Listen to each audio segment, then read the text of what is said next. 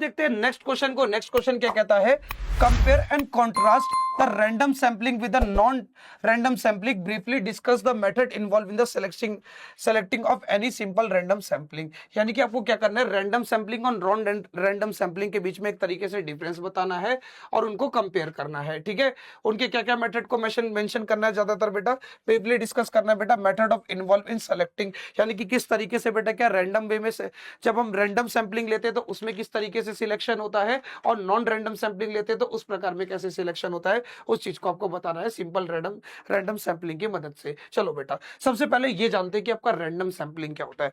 Random sampling basically, अगर random sampling का पहला पॉइंट देखें तो क्या कहता है, everyone in the crowd has an equal and fair chance of being selecting. यानी कि बेटा क्या है, आपकी भरी पूरी भीड़ में हर बंदे के सिलेक्ट होने के बराबर चांस होंगे। यानी कि यहां पर जो है आपकी किसी भी प्रकार की चीटिंग नहीं होगी। यानी कि अगर मेरे सामने बहुत सारे बच्चे हैं, अगर मेरे सामने क्या बेटा बहुत सारे बच्चे हैं, उन बच्चों में से अगर मुझे क्या करना है, कुछ 4 बच्चों को सिलेक्ट करना है, तो हर बच्चे के सिलेक्ट होने के चांसेस बराबर होंगे। मैं किसी को भी सिलेक्ट कर सकता हूं, मैं उस वाले बंदे को भी सिलेक्ट सकता हूं, इस वाले को भी कर सकता हूं, इस वाले को भी कर सकता हूं, इस वाले को भी कर सकता हूं, उस वाले को भी कर सकता हूं। यानी कि बेटा क्या है, रैंडम सैंपलिंग में हर बंदे के सिलेक्ट होने के चांसेस बराबर होंगे। लेकिन ऐसा बेटा नॉन रैंडम सैंपलिंग में नहीं होगा।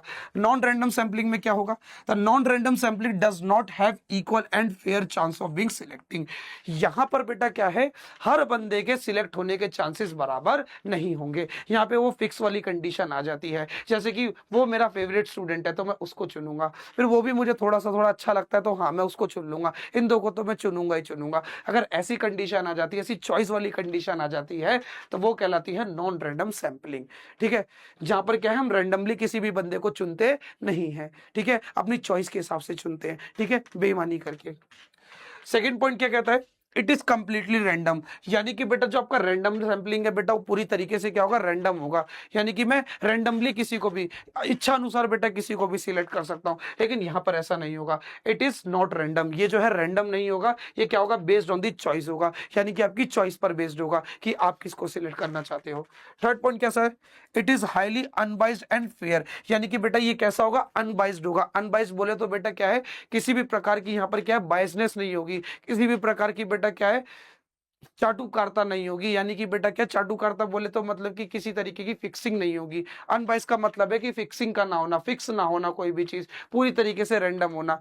ठीक है, अनबाइस मतलब चीटिंग ना होना। लेकिन आजकल तो एग्जामों में चीटिंग बहुत हो रही है, आपके इग्नू वाले भी करते हैं। अभी तुमको फेल कर देंगे, फेल करने के बाद रीएवैल्यूएशन के नाम पे तुमसे पैसे मांगेंगे, पैसे मांग के तुम्हें पास कर देंगे। तो ये क्या है कि एक तरीके का बायस्ड है, अनबायस्ड नहीं है। ये चीज अनबायस्ड नहीं है। अनबायस्ड का मतलब है चीटिंग का ना होना, बायस का मतलब होता है चीटिंग होना। तो वो तुम्हारे लिए बायस्ड है वो लोग, इग्नू वाले, समझे। तो यानी कि बेटा क्या, ये हाईली क्या होंगे बेटा, अनबायस्ड होंगे और फेयर सिचुएशन होगी। फेयर बोले तो बेटा साफी होगी, नाइंसाफी नहीं होगी तुम्हारे साथ। ठीक है, लेकिन यहां पर बेटा क्या, इट कैन बी बायस्ड। यहां पर जो है बेटा आपकी बेईमानी भी हो सकती है और अनफेयर सिचुएशन भी हो सकती है। क्या हो सकती है बेटा, अनफेयर सिचुएशन भी हो सकती है। हो सकता है कि मुझे क्या करना है, लेट सपोज मानो मुझे क्या क्रिकेट टीम बनानी है, जो पर्सन ए है वो बहुत अच्छी बैटिंग करता है, लेकिन जो पर्सन बी है वो मेरा फेवरेट है, मुझे बहुत ज्यादा पसंद है, तो मैं क्या करूंगा, उसको सिलेक्ट कर लूंगा, उसको नहीं करूंगा। तो उसके लिए क्या हो गया, एक तरीके से क्या हो गई, ये कंडीशन अनफेयर हो गई उसके लिए। ये अनफेयर कंडीशन है कि ज्यादा टैलेंटेड बंदे को मैंने छोड़ दिया, लेकिन कम टैलेंटेड बंदे को पकड़ लिया। क्यों, केवल और केवल वो मेरा फेवरेट स्टूडेंट है इसीलिए। तो ऐसी कंडीशन तुम्हारी कहलाती है अनफेयर और बाइस्ड। ठीक है, favour for some certain group, यानी कि बेटा क्या होगा, ये जो कंडीशन है बेटा क्या, कुछ सर्टेन ग्रुप के लिए क्या रहेगी, फेवर में रहेगी। ओके, और ये क्या रहेगी, not in favour for some certain group. एक पॉइंट ये भी ऐड कर सकते हो।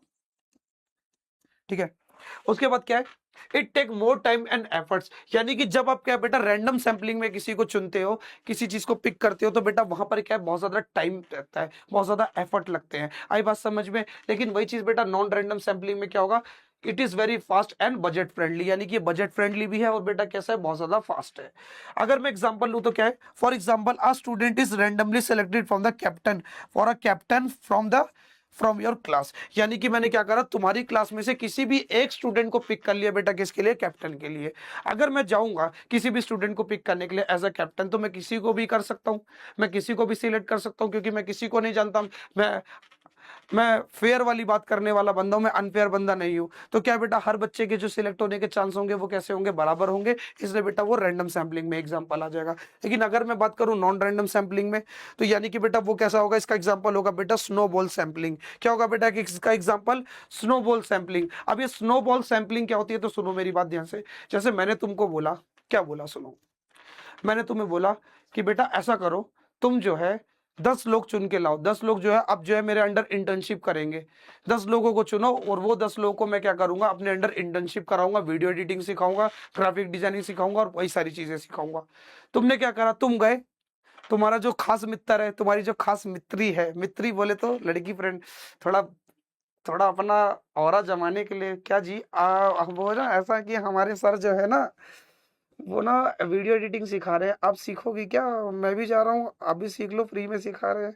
तो ये क्या है बेटा, ये स्नोबॉल, ये क्या बेटा, स्नोबॉल सैंपलिंग है, कि मैं क्या कर रहा हूँ, चॉइस अनुसार क्या कर रहा हूँ, पर्सन्स को सिलेक्ट कर रहा हूँ। फिर वो क्या करेगी, अपनी फ्रेंड्स को सिलेक्ट करेगी, फिर उसकी फ्रेंड क्या, अपने फ्रेंड को सिलेक्ट करेंगे। कि यहाँ पर क्या बेटा, चॉइस के हिसाब से बेटा क्या है, तुम्हारे लोग सिलेक्ट हो रहे हैं, रेंडमली नहीं सिलेक्ट हो रहे। रेंडमली तुम नहीं गए, रेंडमली अपनी क्लास में नहीं गए, रेंडमली क्लास में जाके तुमने ऐसा नहीं करा कि किसी भी स्टूडेंट को पिक कर लिया, ऐसा नहीं किया, अपनी चॉइस के हिसाब से सिलेक्ट किया तुमने क्या, स्टूडेंट्स को। ठीक है, तो ऐसे बेटा, ऐसे सिलेक्शन को बेटा हम लोग क्या बोलते हैं, स्नोबॉल सैंपलिंग। ठीक है, तो ये है बेटा इनके बीच में डिफरेंस। आई होप बेटा ये क्वेश्चन भी आपको अच्छे से क्लियर हो गया होगा। अब चलो देखते हैं अपने नेक्स्ट क्वेश्चन।